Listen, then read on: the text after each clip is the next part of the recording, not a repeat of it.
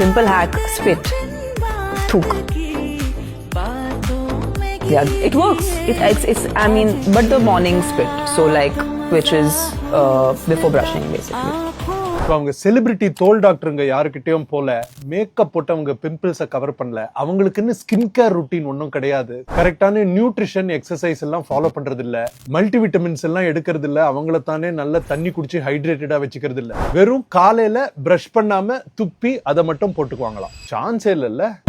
உங்க தோலையோ முடியவோ கரெக்டா பாத்துக்கிறதுக்கு ஒரு டாக்டர் கிட்ட இருந்து பிராக்டிக்கல் டிப்ஸ் வேணும்னா ஃபாலோ பண்ணிக்கோங்க.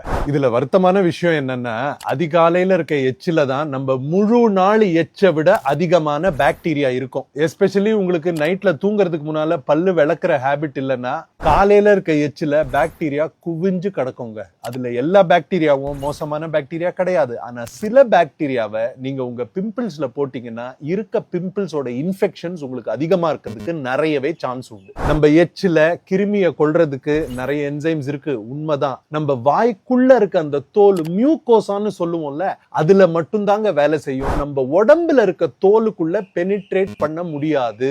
நம்ம முகப்பருவை எப்படி கம்மி பண்றதுன்னு நான் சொல்றேன். முதல்ல நம்ம தோல்ல சீபம் இல்ல எண்ணெய் ப்ரொடியூஸ் பண்றத கம்மி பண்ணணும். ரெண்டாவது, துளைகள் நம்மளுக்கு அடைக்கப்பட்டிருந்தா அதை நம்ம கிளியர் பண்ணணும். மூணாவது, முகப்பருவை காஸ் பண்ற தோல்ல இருக்க பாக்டீரியாவை நம்ம சாகடிக்கணும். நாலாவது, வீக்கத்தை கம்மி பண்ணணும். இன்ஃப்ளமேஷன் இருந்துச்சுன்னா சரியாகாது. அஞ்சாவது, இந்த முகப்பருவால உங்களுக்கு வடக்குகள் வராம நம்ம தடுக்கணும். அண்ட் வந்துருச்சுன்னா அதை நம்ம ட்ரீட் பண்ணணும். இது எச்சினால பண்ண முடியாதுங்க, தோல் டாக்டரால தான் பண்ண முடியும். அதனால இந்த மாதிரி ரீல்ஸ் எல்லாம் பார்த்து நீங்க கன்ஃபியூஸ் ஆகி உங்க தோலை மோசமாக்கிக்காதீங்க. நிறைய பேருக்கு இது வேலை செய்யற மாதிரி இருக்கலாம், ஏன்னா பிம்பிள்ஸ் ஆட்டோமேட்டிக்கா 3-4 நாள்ல சரியாகும். சில பேருக்கு இன்ஃபெக்ஷன் ஆச்சுன்னா பயங்கர ரிஸ்க். நீங்க எப்போது இந்த மாதிரி எச்ச உங்க பிம்பிள்ஸ் மேல போட்டிருக்கீங்களா இல்லையான்னு கீழே கமெண்ட்ஸ்ல போடுங்க.